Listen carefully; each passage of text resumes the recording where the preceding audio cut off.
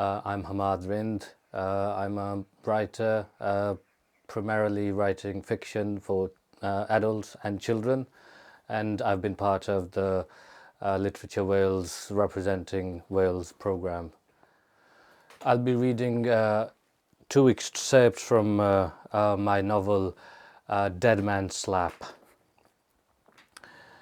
At first, I'd found Nani's old house, known in the Qasbah as Cynrychioli Haveli, the Haveli with the black flag, unsettling. It was located at the edge of the Qasbah and had a dizzyingly vast and eerie feel to it. Only 2 or 3 rooms were in use, with all the other high-ceilinged rooms being almost always empty. Stray dogs were often roaming around the Haveli like self-appointed sentries, their tongues hanging between their smiley jaws, discouraging me from stepping into the street. During the stormy nights in the monsoon season, when the entire Qasbah would suddenly sink in darkness, deprived of electricity, the thorny, berry and acacia trees in the courtyard would engage in a feverish conversation, shaking and sighing and heaving. After the rain, the lotus pond in front of the Haveli transformed into a sanctuary for enormous dark brown toads with warty backs and yellow and blue bullfrogs, their colourful swollen necks equally frightening as their imposing size.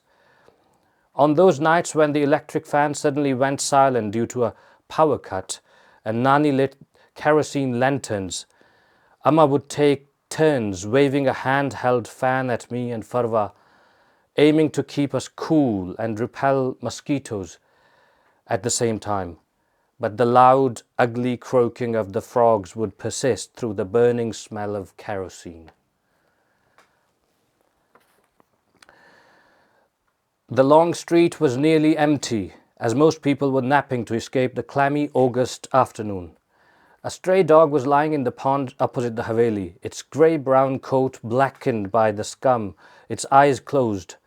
I tiptoed past it, hoping it didn't wake up from its slumber. Our neighbour Afzal's batak room, which housed his tailor shop, was closed, and his tape recorder, which was often playing sad folk songs in the shop, was silent. As I walked past his house, the curtain on the door suddenly moved, revealing Afzal's daughter Rihanna standing barefoot at the doorstep, her hair tightly braided on both sides.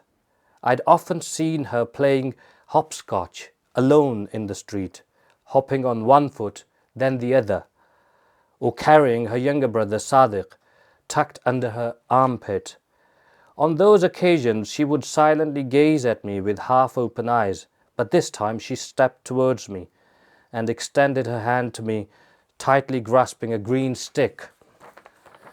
"Lady Fatima's horse," she whispered in Shahpuri as she slowly opened her fist, revealing a praying mantis.